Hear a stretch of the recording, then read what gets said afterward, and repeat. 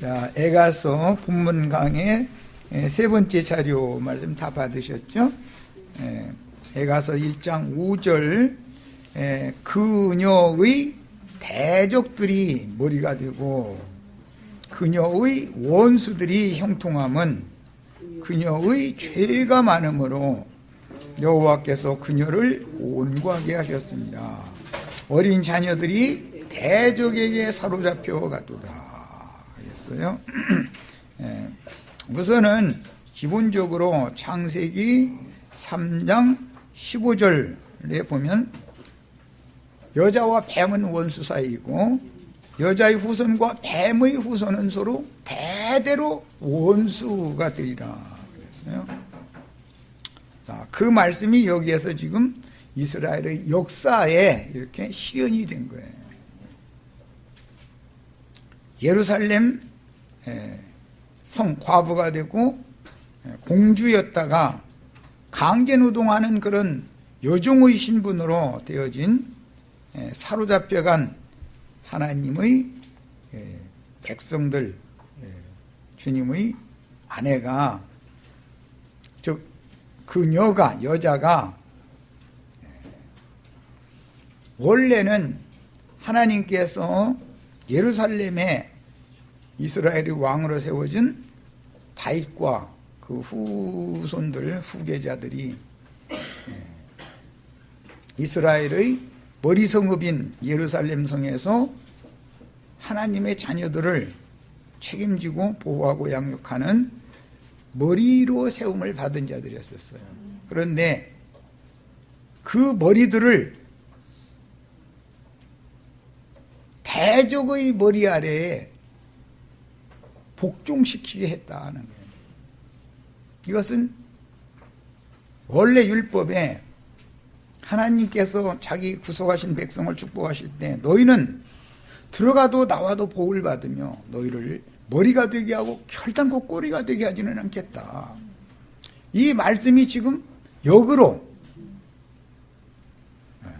그러나 너희가 나 여호와의 말씀을 버리고 대적할 때는 그것이 축복의 말씀이 저주가 될 것이다 라는 율법 말씀이 지금 이스라엘에게 응한 거예요.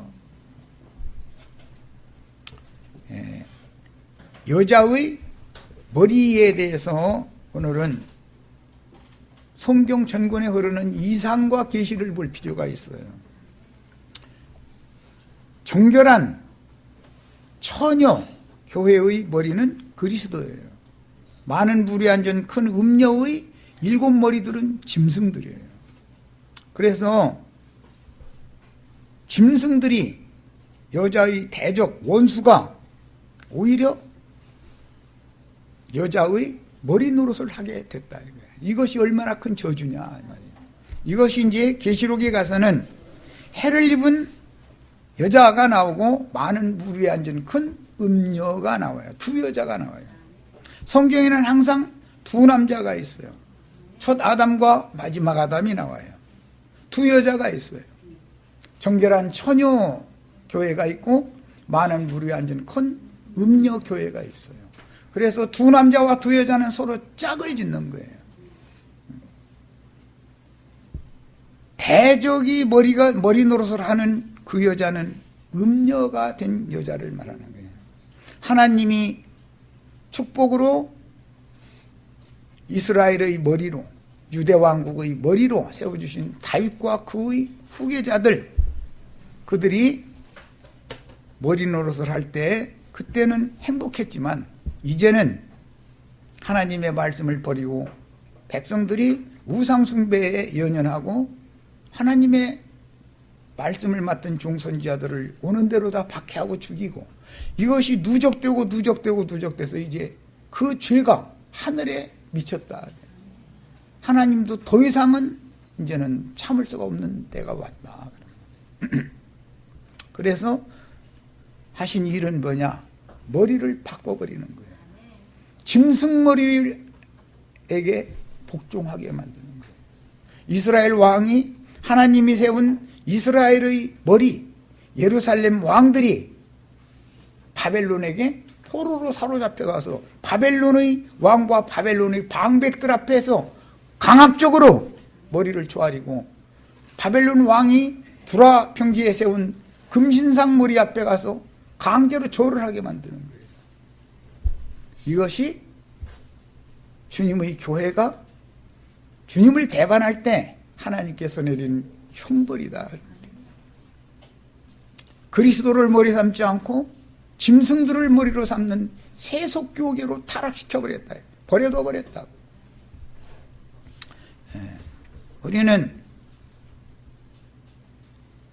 정결한 처녀교회, 우리의 어머니는 위에 있는 예루살렘이다 그랬어요. 종들의 어머니는 하갈로 예시되어진 이스마엘의 모친이에요. 광야의 여자예요. 우리는 위에 있는 예루살렘의 자녀들이에요. 그래서 하늘에 해를 입은 한 여자가 아들을 낳는데, 그 아들이 철장으로 만국을 다스릴 아들이라는 거예요. 계시록 2장에 보면 이기는 자들에게 만국을 철장으로 다스리는 권세를 주겠다 그랬어요. 우리는 이런 해를 입은 여자가 낳은 아들, 정결한 처녀교회 어린 양의 배필된 그 교회가 낳은 아들들이 되시는 신앙을 추구하셔야 되는 거예요. 이상이 필요해요. 성경을 읽을 때는. 머리라고 하는 용어 자체는 으뜸, 우두머리 개념은 그런 뜻이고, 원래는 지도자들이라는 뜻이에요. 방백이라고 그랬고, 성경에는 바벨론도에서는 여러 나라를 점령하고 연합국에 썼기 때문에, 제국에 썼기 때문에 각 민족마다 총독을 세워서 치리를 했어요. 그래서 총독들이 7머리들인 거예요. 10뿔 7머리 얘기가 나오면 이 성경이 말하고자 하는 의도를 잘 이해를 하셔야 돼요. 바다에서 올라온 짐승의 10뿔은 세상의 주권자들이다. 세상 주권자들이다. 땅에서 올라온 7머리, 그러면 교계에서 올라온 영적 왕족들이다. 음녀 이세벨의 7머리는 7산이요 7왕족들이다. 이렇게 표현을 했어요. 자, 그 다음에 바벨론의 총독들과 방백들과 술사들, 여기 인용문을 다 읽어보셔야 되겠어요. 오늘은 이걸 다 찾으면 시간 가니까 인용구를 본인들이 다 찾아 읽으시길 바래요. 계시록 13장에 가면 많은 물이 앉은 큰 음녀, 바다에서 올라온 짐승도 10뿔과 7머리가 있고, 음녀가 타고 앉은 크고 붉은 짐승도 7머리와 10뿔이 있죠. 10뿔과 7머리가 있어요. 말하고자 하는 의도를 잘 이해를 하시기를 바래요. 땅에서 올라오는 짐승이라는 것은 들짐승으로 구약성경에는 비유가 되었어요. 이스마엘이나에서는 들사람이라고 이렇게 되어 있죠. 이삭과 야곱은 종용한 사람이고 집사람이에요. 이런 것이 다 비유들이다. 집은 하나님의 집을 말하는 거예요. 그런데 귀신의 집을 세우는 자들이 있다 이거예요. 베다벤을 세우는 자들이 있어요. 주님의 오른손에 있던 7별들인 7교회의 사자들이 큰 성 바벨론의 지도자들에 의해서 강제로 짐승의 우상에게 머리를 조아리며 살아남겠다고, 육신대로 살아남겠다고 그러는 거예요. 지난 시간에 지난 일요일 날 내가 충분히 말씀드렸죠. 그런 상황에서 밥이 목구멍에 들어가요, 왕이? 시드기야 왕이 그게 왕 자격이 있어요? 바벨론 병사들이 와서 황혼대 일국의 왕비의 치맛자락을 들쳐서 망신을 주고, 시드기야의 아들들을 그 자리에 보는 데서 다 죽여버리고, 그리고 시드기야 자신의 두 눈을 뽑아버렸고, 이젠 봉사된 거죠. 소경됐죠. 그리고 바벨론으로 끌어갔어요. 그럼 살아남아야 돼요? 밥 좀 안 먹고 죽어야 돼요? 나 같으면 그러고는 살고 싶지 않아.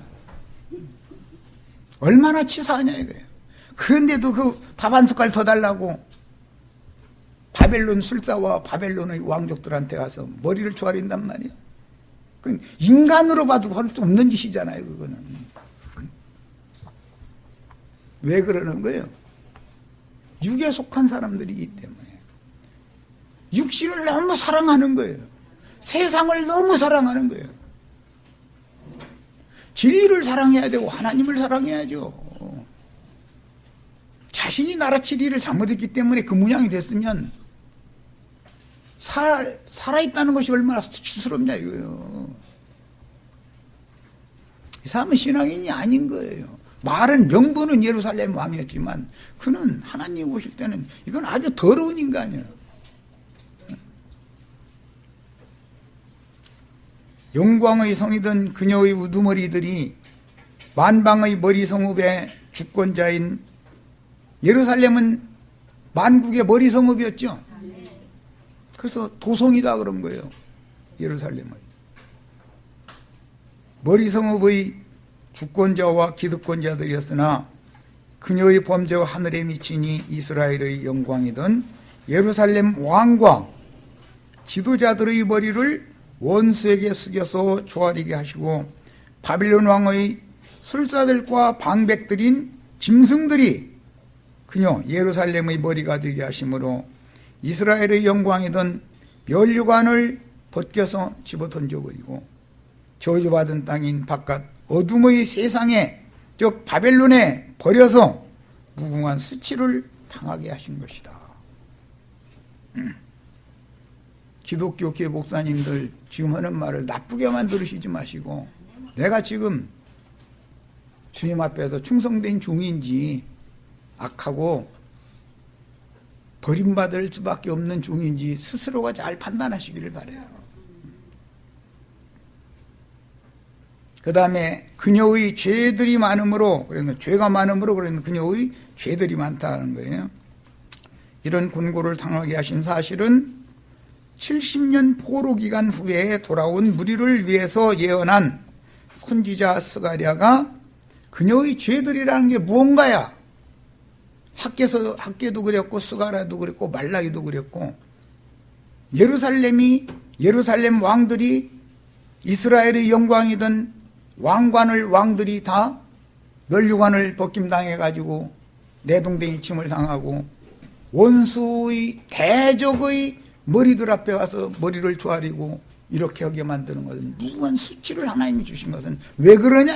그 원인을 알아야 된다 이거예요. 하나님은 자기 백성들을 이렇게까지 오목의 심판을 하시고 형벌을 하셨는데 그 원인을 모르면 어떻게 돌이키겠어요?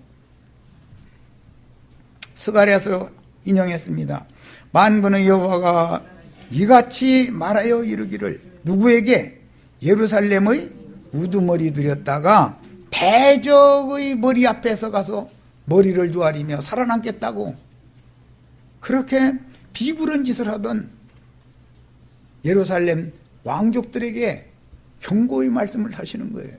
오늘날 기독교계 목사님들에게 하나님이 지금 경고의 말씀을 하시는 거예요. 귀를 열고 들어야 돼. 그래서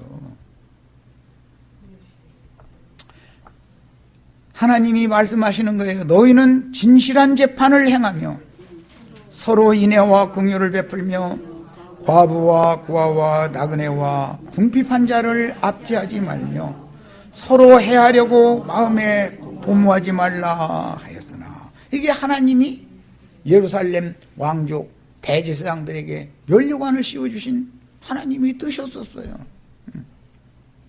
그들이 듣기를 싫어해요. 하나님의 말씀을 듣기를 싫어한다. 등을 돌리며 듣지 아니하려고 귀를 막으며 그 마음을 금강석 같게 하여 율법과 만군의 여호와가 그의 영으로 옛 선지자들을 통하여 전한 말을 듣지 아니하므로 큰 진노가 만군의 여호와께로부터 나왔다. 첫 시간에 말씀을 드렸어요. 이미 유다 왕국이 이렇게 패망하고 예루살렘이 멸망당하게 된 것은 현상적으로 보면 유다의 군사력이 약해서 바벨론의 군대를 당하지 못하니까 패전한 거예요. 그것은 겉으로 보는 일인, 육신으로 보는 눈이고, 실제로는 하나님의 선지자들이 보는 것은 하나님의 말씀을 들으려고 하지 않고 하나님의 지시에 따르려고 하지 않았기 때문에, 이것이 누적됐기 때문에 하나님이 심판을 집행했어서 하나님께로부터 이게 온 거다, 이런 말이에요. 선지자들은 이렇게 보는 거예요. 이것은 지난 시간에 말씀드린 것처럼 우리 구속받은 형제 자매님들의 세속화나 타락이 오는 원인은 청결한 신앙 양심을 지키지 못하고 귀신들의 음성과 악한 공중권세 잡은 악의 영들을 자신 속으로 받아들이기 때문에 자신의 양심이 화인 맞은 양심이 되어서 다시는 회복할 수 없게 만들어 놓고 그 마음에는 썩음과 부패가 가득하게 들어온다. 어둠이 공중권세 잡은 악의 영들이 나 자신을 정복해버린다. 그럼 나는 하나님 앞에 구해야죠. 내가 오늘날 왜 이 꼴이 됐는가를 회개하고 돌이켜야 되잖아요. 그런데 왜 이런 일이 왔는지를 모르면 이 사람 어떻게 구원을 받겠어요?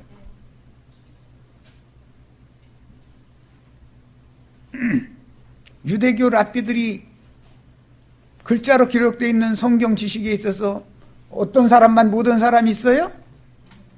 율법사 서기관 바리새인들이 예수님보다도 더 성경 지식이 많은 줄로 착각하고 따질 정도였어요. 자신들이 읽는 모세의 글에는 이렇게 되나 당신은 무엇라고 말하겠나이까 이러고 따져요. 그럼 그들이 성경 지식이 없다는 거예요? 너무 많다는 거예요. 그런데 너희가 하나님의 능력도 하나님의 말씀 성경도 크게 오해하였도다. 말씀을 하나님의 말씀을 하나님의 뜻에 맞춰 계시를 받아서 이해한 것이 아니라 사람의 교훈으로 본능으로 하는 지식으로 꽉 채워져 가지고 있었다는 거예요. 그래서 너희는 내 말을 들을 줄을 알지 못함이로다. 내 말이 너희 속에 있을 곳이 없으므로 너희가 나를 죽이려 하는도다.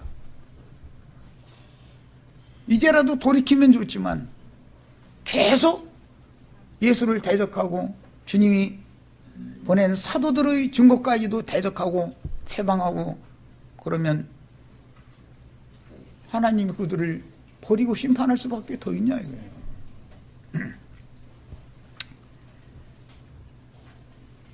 내가 불러도 그들이 듣지 아니한 것처럼 그들이 불러도 내가 듣지 아니하리라. 그들이 손 위로 올리고 하늘의 하나님께 주 여호와여 해가면서 거룩거룩 찾아가면서 그럴싸하게 유선적인 기도 얼마나 많이 해요. 재 뿌려가면서 티끌 뿌려가면서. 그런데 하나님이 기울여 주시지를 않는다는 거예요. 들어주시지 않겠다는 거예요. 그런데 오늘 또 모여서 지금 가슴을 쳐가면서 회개하면서 주 예수 이름 많이 불렀겠죠. 오늘 일요일 날이니까 모여서 다 했을 거 아니에요. 주 예수의 이름 부르고 나서 뒤에 뭔 얘기예요? 이것도 주시옵시고 저것도 주시옵시고 언제 그렇게 저희가 한 예수님한테 뭘 그렇게 많이 맡겨놨길래 날마다 내놓으라고 난리요. 날마다 그냥 입만 벌리면 내놓으라는 거예요. 그냥. 안 준 것이 뭐가 있습니까? 우리 부족하게 받은 거 있어요? 내 생명 받았고 삶에 필요한 모든 거 다 받았죠. 사랑하는 아내와 사랑하는 자식도 받았고 가정도 받았고 뭐가 부족합니까? 응? 모이기만 하면 개구리 우는 소리를 날마다 이쪽에서 깨굴 하면 저쪽에서 깨굴 하고 뭐 이러다가 그냥 한 덩어리 돼가지고 뭔 소리인지 알아듣지도 못하는 귀신의 형들이다. 거짓말하는 형들이 전부 그렇게 역사한다 이거. 이런 얘기하면 우리가 귀신 들렸느냐고. 귀신 들려도 단단히 들렸죠. 더러운 귀신 들렸지 아주.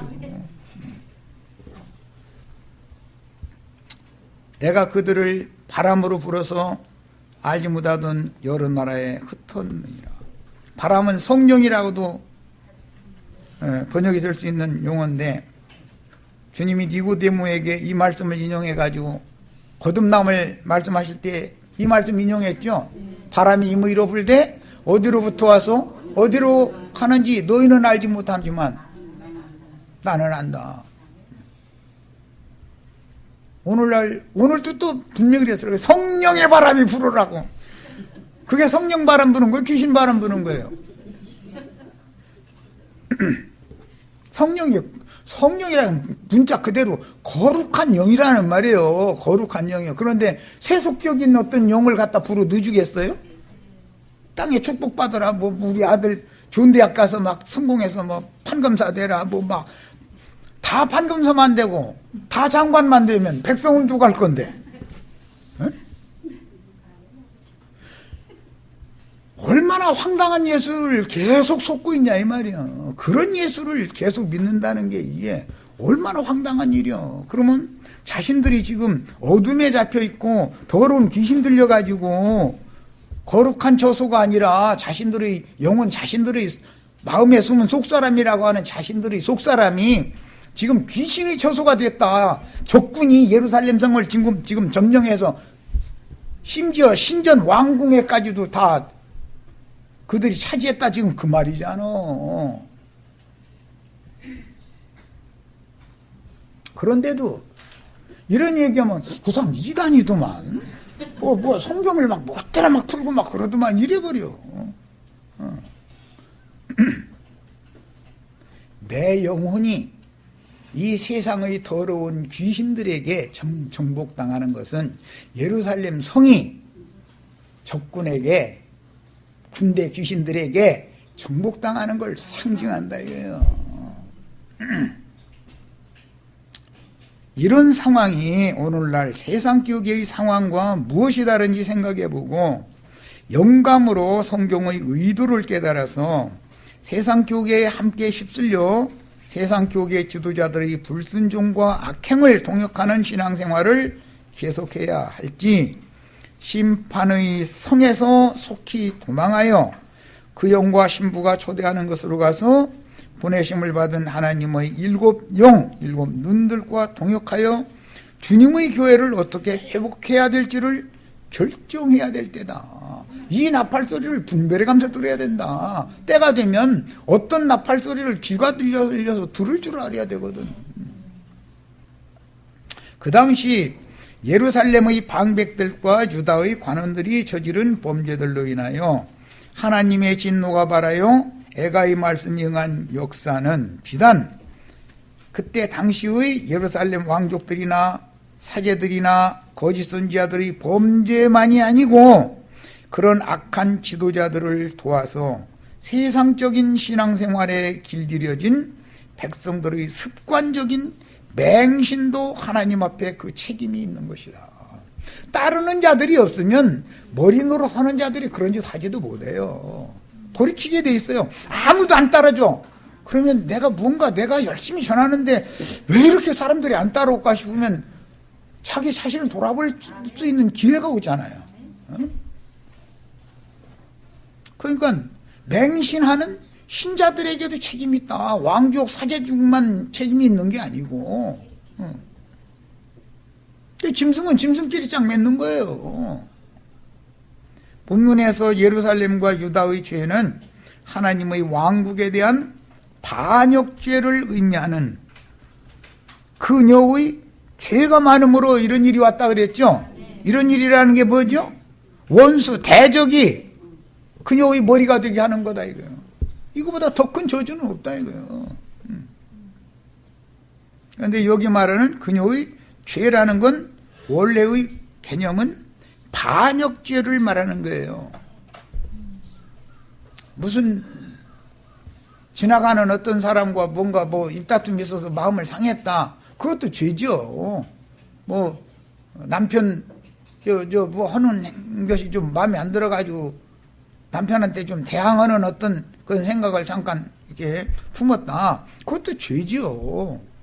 그러나 그런 죄보다 그건 사사로운 죄잖아요. 그런 죄보다 더 큰 죄는 국가에 반역하는데요. 역무죄인 거예요. 여기서 말하는 죄라는 용어는 뭐라고요? 반역죄를, 역무죄를 말하는 거다 이거예요. 하나님이 볼 때는 이렇게 본다 이거예요. 메시아의 왕국에 대해서 반기를 드는 죄다 이거예요. 반역하는 죄다 이거예요. 여기 그 죄라는 용어를, 그래서 패스와라는 용어를 의도적으로 내가 이게 제시를 해드렸어요. 반복된 경고에도 불구하고 반역 행위를 그치고 회개하려고 하지 않으며 여호와께서 다윗에게 위임하신 왕권을 오남용함으로 구약의 언약서에 기록된 자기 백성들의 죄악을 징벌하시리라는 불길한 예언이 율법서에서부터 계속 나오죠. 오늘날 유다와 예루살렘에 그대로 응한 것인데, 이와 같이 신약 교회도 죄악이 하늘에 미치도록 쌓이면 큰 성 바벨론의 포로가 되는 것이다. 그래서 교회가 세속화된 거예요. 그래서 그렇게 세속화되도록 버린 것이 하나님이 믿는 이들을 심판해 버린 거예요. 이와 마찬가지로 예루살렘의 죄는 여호와께 대한 반역죄로서 유다와 예루살렘의 범죄를 엄히 치리하시는 형벌은 포로로 잡혀가는 것이요, 내 양심과 내 마음이 세상 귀신들에게 사로잡혀가면 나는 귀신 나라에 끌려가는 거죠. 내가 세상 사람 되고 싶어서 그러는 게 아니에요. 나의 신앙 양심을 구멍내가지고 더러운 귀신떼들이 몰려들어와서 내 속에서 죄집 싸먹어가지고 있으면 나는 하나님의 버림을 받게 돼 있는 거예요. 그리고 나서도 돌이키지를 않고 그대로 굳어져 버리면 화인 맞은 양심이 된다 그랬어. 양심에 화인 맞으면 회복이 안 된다 이거요. 이거는 완전히 버린 자들이기 때문에. 이미 예언되었던 말씀들이 유다 왕국을 위임 맡은 왕들과 제사장들과 선지자들과 기득권자들에게 응하여 대적의 술사들과 방백들에게 머리를 조아리게 하신 것이다. 믿는 신자들이 목사님한테 가서 굽고 지금 머리 조아리고 앉았죠? 바벨론 술사들이죠? 바벨론의 방백들이죠? 그들 앞에 가서 머리 조아리는 것이 뭐예요? 계시록 13장에 나오는 짐승의 우상 앞에 가서 절하는 것이다. 우상 숭배하는 거다. 그런 신앙생활을 계속해서야 되겠냐 이 말이에요. 그들은 심지어 뭐라고 말해요? 스스로 우상돼서 스스로 신인 채 하고자 하는 자들은 목사님한테 잘하는 것이 하나님께 잘하는 거다 이러고 노골적으로 그렇게 말합니다. 노골적으로. 내가 우상되고 싶다 그 말이잖아. 우상 숭배해야 되겠어요? 끝까지 그러면 하나님도 그 종선지자들을 보내서 이제라도 돌이켜라. 이제라도 돌이켜라. 여러분들이 지금 신앙생활 잘못하고 있다. 성경은 전부 신앙생활을 어떻게 할 것인가를 다루는 거지 인간 나라에서 부자 되고 뭐 출세하고 그런 걸 다루는 얘기, 인간 세상 얘기가 아니다 이 말이에요. 이건 전부 영적인 얘기지. 빈천한 백성들은 차라리 과중한 세금만 거두어 헌금 받는 것이 목적이죠. 스스로 짐승 우상된 자들은 헌금 받는 것이 목회하는 목적이에요. 나는 아니라고 할 사람 있으면 손 들고 나와봐. 나하고 와서 따져. 그럼 나도 할 얘기가 있으니까. 예.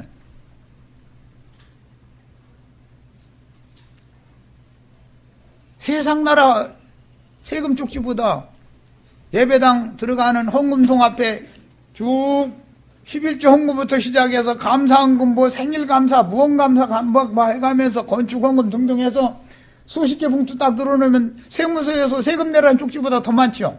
그놈의 거 다 내려면 10,000원씩만 내도 몇십만 원씩 들어가야 돼. 돈 없으면 교회도 못 다녀. 권사님들 본인이 젊은 날에는 목사하라는 대로 다 시중을 했는데 남편이 주장 이제 놓다 보니까 뭐 목사가 내라는 대로 다 낼 돈이 어디가 있어. 그럼 이제 안 내. 이제 못 내는 거지 뭐. 안 내는 게 아니라 그러면은 늙은 닭은 찔겨서 못 먹어 이래버려. 강대상에서 어시 노골적으로 그래버려. 요즘 듣자 하니 어떤 권사님이 마음이 떠가지고 어떤 다른 예배당 목사님한테 가서 이렇게 말씀 듣고 그런다는데 그러면 냅니까? 본교회에다가 11조를 내야지. 본교회는 무슨 교회인데? 응? 그 말 들어보셨죠? 본교회는 예수님이 본교회지 무슨 놈의 주여 주는 대대로 우리 거처 영원한 거처십니다. 그러죠? 아, 우리 구속하신 영혼들이 영원한 거처는 예수님이지. 예수님이 본교회지. 우리가 본교회인데. 예수님은 돈 갖고 오라고 해요. 네 영혼 갖고 오라고 그래요. 아, 이것도 못 알아들어? 나는 나의 피로 산 네 속사람을, 네 영혼을 나와 연합하기를 바란다. 너는 내 안에 들어와서 내 안에 거하고 나는 그러면 네 안에 들어가서 너와 함께 거하겠다. 그래서 주님이 피로 사신 모든 영혼들의 영원한 거처가 되게 하고자 하는 것이 성경 이야기인 것이지 본교회에다가 헌금 내라고? 그런 구절이 성경 어디가 있어? 본교회라는 말은 참 그럴싸해요. 그런데 지가 세운 예배당이 본교회라는 거잖아. 예배당에다 헌금 내라는 성경 구절 읽어본 적 있으면 손 들어보시오. 누구든 나한테 와서 따져. 11조를 세상 돈으로 내라는 구절 읽어본 적이 있으면 나한테 와서 따져. 나 다 할 얘기 있으니까 다 얘기해 줄 거니까. 돈 귀신 붙어서 돈의 환장에 눈이 뒤집힌 사람들이다 이거예요. 하나님이 피로 사신 귀한 영혼들에게 속세의 돈을 갖고라고 그렇게 졸라대는 신이라면 그런 신을 왜 믿습니까? 그게 신이에요?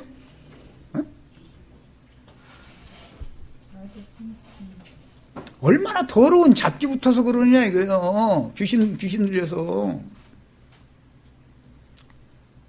이렇게 순진하고 단순한 백성들을 착취하여 세상 영광만 누리며 치부하기에만 혈안이 된 왕족들, 제사장들, 방백들과 관원들에게 여호와께서는 그 종 선지자들을 부지런히 보내어 이미 율법에 기록된 말씀으로 경고를 반복해도 몸에 배어 관습이 되어버린 그들의 악행은, 우상숭배하는 악행은, 고아와 과부와 나그네와 불쌍한 사람들 잘 돌봐주라. 그 말씀은 뒷전이야. 자기네들 거 달리니까 그렇게 하면 자기네들 거 한 푼이라도 내야 되잖아. 그 사람들 어떻게든지 해서 윽박질러 가지고 과부의 두 랩돈까지 다 긁어내. 그 두 랩돈 떨어지면 그 사람 굶는 거예요 지금 과부는. 그런데 그 두 랩돈 받아내가지고서는 1시간까지는 아니라도 10분 이상은 축복기도 해주죠. 길게. 쓸 때도 많은데 쓰지도 못하고 거룩한 성전에 이렇게 갖다가 바쳤나이다. 이 가정에 복을 내려주시옵시고 막 해가면서 한 10분 들으면 뭐 집에 가면 뭐 다섯 랩돈 정도는 생겨야 있을 것 같으지요. 돌아보면 뭐가 있습니까? 그거 받아가지고 그 사람들 하는 짓이 뭐예요? 헌물과 미석으로 사람의 손으로 지은 건물 시장을 하고 거기에서 저희가 왕으로 산다 이거예요. 그런 생활 해야 돼, 안 해야 돼, 이제?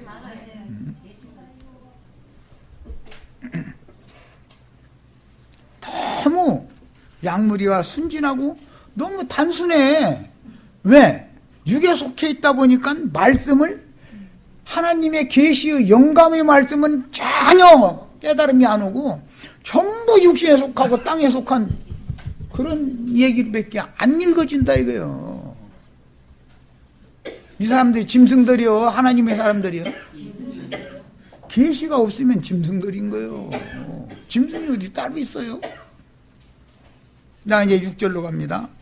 딸 시온의 모든 영광이 떠나가며 그녀의 지도자들은 꼴을 찾지 못한 사슴들처럼 뒤쫓는 자 앞에서 힘없이 달아났도다. 아니, 이제 이 말씀이 계시록 18장에도 나오는데 많은 물이 앉은 큰 음녀를 하나님이 불로 심판해가지고 음녀가 벌거벗겨서 불타는 걸 보면서 음녀의 남편 노릇하던 일곱 머리들은 어떻게 한다겠어요? 멀리 서서 가슴을 치면서 화이또다 하면서 나중에 형소 들어보니까 내가 팔아먹던 이 상품 더 이상은 어디 가서 팔을까 이러고 앉았다는 거예요. 오늘 또 강대상에서 지금 만병통치약 팔았죠. 가정의 문제, 회사의 문제, 자녀의 문제. 그 사람 설교 듣고 헌금 봉투 내고 안수 받으면 해결 다 된다고 그 집부렁 듣고 왔죠. 그런데 이제는 그 집부렁 들어줄 사람이 없는 거예요. 바벨론의 상고들, 바벨론의 왕족들이 무역해서 팔아먹던 그 상품을 사줄 사람이 없더라는 거예요. 그러니까 멀리 서서 가슴을 잡으면 저는 살겠다는 거지. 이렇다는 거예요. 예수님 요한복음 10장에 그래서 절도 강도 때들은 지향이 아니기 때문에 이리 가는 걸 보면 달아난다 그랬어.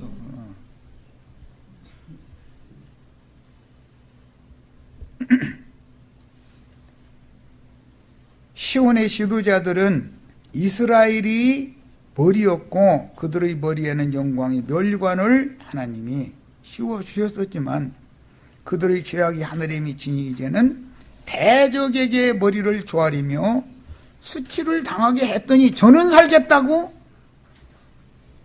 사슴들처럼 뒤쫓는 자 앞에서 힘없이 달아나더라는 거예요. 그 자리에서 죽어야 맞아요? 달아나야 맞아요? 아니 원수가 와서 내 아내를 더럽히는데 나만 도망가? 그럼 내 아내는 어떻게 돼도 상관없어? 내 자식들하고 내 아내는? 그게 무슨 놈의 가장이요? 내가 죽으면 내 아내도 죽고 내 자식들도 죽는 건 뻔하지만 자식들 앞에서 아내 앞에서 당당해야죠. 그렇죠? 이런 남편의 이런 왕의 아내인 황후는 죽어도 떳떳하게 죽는다고. 이놈들아 나 스무 줄라고 하지 말고 깨끗하게 죽여라. 그 혀를 깨물고 그냥 자결을 하면 뭔 짓을 하거나 말거나 일단 위생 떠나면 끝인데 알아? 죽은 시치한테는 더 이상 해코지도 않겠지.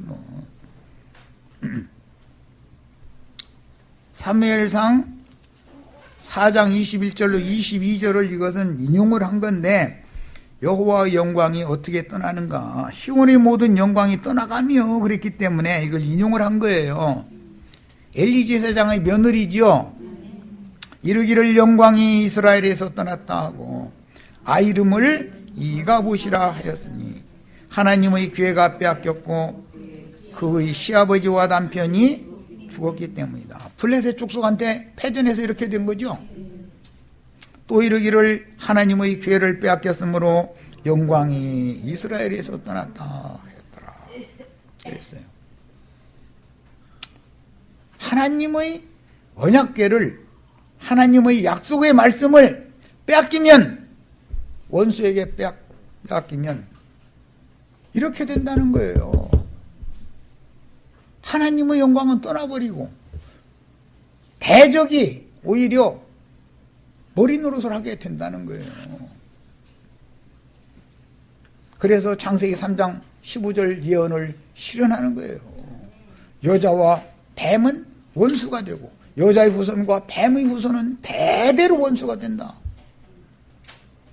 뱀머리가 마귀의 머리가 용의 머리가 여자를 지배하게 되면은 그것이 최후의 심판을 말하는 거다 이런 말이에요. 그러므로 계시록 2장 5절입니다. 이제 그러므로 어디서 떨어졌는지 하나님의 은혜와 축복이 어디에서 떨어져 나갔는지 그 말이죠. 네가 그리스도께로부터 어떻게 잘려져 나갔는지 그 말이에요. 생각하고 회개하여 처음 행위를 가지라. 만일 그리하지 아니하고 회개하지 아니하면 내가 네게 가서 네 촛대를 그 자리에서 옮기리라. 촛대라고 번역했지만 원문은 이제 등대지요. 성수에 7 등잔을 켜는 등대가 있었기 때문에 거기서부터 온 말이에요. 이것은 7 촛대는 7 교회라고 그랬죠. 7 촛대의 등불을 간금하는 사람들은 7 교회의 사자들이라 그랬어요. 그런데 7 교회의 사자들이 타락하고 나니까 하나님이 대적을 교회의 머리로 딱 갖다 세워버리더라는 거예요. 예루살렘의 머리가 대적이 머리 노릇하게 되더라는 거예요. 뭔 말인지 아시겠어요? 교회의 촛대 등대는 하나님의 영광을 바라는 여호와의 언약궤를 모신 성전의 지성소로 상징되었고, 지성소에는 햇빛이나 달빛이나 별빛이나 이런 거 쓸데없죠. 여호와의 영광빛으로 지성소에서 눈이 열린 제사장이면 항상 제사를 능히 행할 수 있는 거예요. 지성소는 깜깜해요. 세상 햇빛이 들어오는 게 아니기 때문에 네 겹의 포장으로 이렇게 쌓였기 때문에. 그래도 대제사장은 얼마든지 눈이 열린 제사장이면 불안한 규정대로 제사를 할 수 있다 이거예요. 언약궤를 모신 성전이 지성소로 상징되었고, 피로 구속하신 사람의 영의 중심 기능인 신앙 양심은 하나님의 영광 보좌를 상징하며, 우리 형제 자매님들의 구속받은 신앙 양심이 하나님의 보좌, 어린 양의 보좌가 되는 거죠. 3층천 어디 가면은 그런 보좌 있어요? 어디에 가면 그런 보좌가 있어요? 형제 자매님들 자신이 몸과 혼과 영으로 되어 있기 때문에 셋째 하늘 그곳에 주님의 성령이 오셔서 영광의 보좌로 좌정에 계시지 않으면 별소리를 다 해도 소용없어요. 지금 나는 우리 형제 자매님들 셋째 하늘에 주와 함께 앉혀놓는 얘기한 거예요. 잘 새겨 들으세요. 피로 구속하신 사람의 영의 중심 기능인 신앙 양심은 하나님의 영광 보좌를 상징하며, 예루살렘은 하나님의 보좌가 있는 참 하늘에 대한 비유이다. 물질계의 하늘은 영적인 참 하늘에 대한 비유죠. 히브리서에 보면 참 하늘 얘기가 나왔죠. 그래서 약속의 땅은 하나님이 주신 영원한 기업인 새 땅, 새 마음을 상징하는 것이다. 예루살렘은 신의 도성이니 여호와의 성전이 거기 있었고, 성전의 지성소는 대제사장 외에는 그 누구도 근접할 수 없는 하나님의 임재 처소였지만, 거룩한 성령의 전으로 삼으려고 형제 자매님들의 영혼을 그분의 피로 씻어서 사신 거예요. 우리 형제 자매님들 자신이 하나님의 임재 처소가 되는 것이다. 그러므로 그날에 내가 너희 안에 너희가 내 안에 서로 거하는 것을 너희가 알리라. 그런데 그 누구도 근접할 수 없는 하나님의 임재 처소인 구속받은 용의, 즉 예루살렘의 내소에 이방 군대가, 이것은 군대 귀신들이란 말이야. 이방 적군이 군대가 함부로 그 안에 들어가서 금기물들을 탈취하여 바벨론으로 옮겼더니 이스라엘 하나님의 영광은 예루살렘 성전을 버리고 떠나신 것이다. 구약 성경의 그림은 신약 성경에서 내 촛대를 그들에게서 옮겨버리겠다.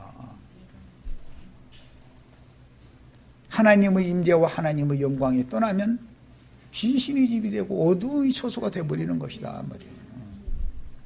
이제 유다 왕국의 명운이 다했고 기득권자들의 왕권과 제사장권이 끝났으며 기득권자들의 영화는 끝났으며 백성들이 여호와 앞에서 명절을 누리며 즐거워하고 기뻐하고 즐거워하던 누림들도 끝났으니 여호와께 버림받은 하나님의 자녀들은 도리어 세상 사람들보다도 보단 정말로 가련한 처지가 되어버린 거다. 스가랴 2장 6절로 7절 바벨론 성에 거주하는 시온아, 아까 읽었는데 다시 봅니다. 이제 너는 피할지니라. 계시록 18장 2절에서는 많은 불이 앉은 큰 음녀에게서 내 백성아 거기서 나와라. 하나님의 음성이요. 만군의 여호와께서 이같이 말씀하시되 영광을 위하여 너희를 노력한 여러 나라로 보내셨나니, 여기 나는 스가랴 선지자를 말하는 건데, 너희를 범하는 자는 그의 눈동자를 범하는 것이다 그랬어요. 바벨론 성에 거주하는 시온은 사로잡혀간 예루살렘의 기득권자들과 유다의 방백들과 선지자들로 대표되는 여호와의 아내 신분인 것이다. 교회는 그리스도의 아내 신분인 거예요. 그녀에게 희년 은혜의 해가 돌아왔다라고 기쁜 소식이 지금 전해지고 있습니다. 바벨론 성에 거주하는 시온아, 너는 이제 피하라 라고 말씀을 선포하고 있는 거예요. 이것은 희년이 왔다, 은혜의 때가 왔다. 너희가 원수에게 가서 굴복하던 그 어둠의 기간은 끝났다. 이제 내 백성은 거기서 나와서 피해라, 그 말이에요. 이사야 29장 10절, 이건 이제 일단은 개역 성경으로, 지난번 성경으로 번역한 구조를 더 이해하기가 쉽게 해놨기 때문에 그걸 인용을 했어요. 대저 여호와께서 깊이 잠들게 하는 신을 너희에게 부어주사 너희의 눈을 감기셨으니, 눈은 온 땅에 보내심을 받은 하나님의 일곱 영, 일곱 눈은 일곱 교회의 사자들, 선지자들을 말하는 거죠. 눈은 뭐라고요? 선지자요. 너희 머리를 덮으셨음이니, 머리는 선견자라. 그러니까 머리 얘기가 나오면 꼬리와 당연히 연결이 될 것이고, 주님의 교회의 머리는 그리스도고, 주님이 세운 증인들, 종들이 하나님 여호와의 눈이다 이거예요. 하나님의 종 선지자들을 범하면 여호와의 눈동자를 범하는 거다. 하나님이 그렇게 부지런히 보내신 종 선지자들을 자기네들이 교리와 맞지 않는다 해가지고 박해하고 죽이면 그것이 뭐 하는 짓이야 지금? 여호와의 눈동자를 범하는 짓이다 이거예요. 온 땅에 보내심을 받은 선지자들이 계시받은 영은 여호와의 눈동자와 동일하다. 보내심을 받은 선지자 스가랴는 그 영의 보내심을 받은 하나님의 일곱 영들, 곧 일곱 눈들인 선지자들을 상징하는 예표의 사람이었던 것이다. 여호와의 아내를 노력한 여러 나라는 바벨론 제국이 그 당시에 큰 짐승의 나라로서 군사력으로 정복한 여러 나라를 분봉왕, 신약엔 번역을 이렇게 했는데 총독들이다 이거예요. 각도의 총독들. 열불들이 지리하는 연합국으로 다스렸기 때문인데, 이미 아브라함의 아내 사레와 아브라함의 아내 사라가 애굽왕 바로와 그랄왕 아비멜렉에게 두 번 사로잡혀 갔다가 본남편에게로 돌아왔죠.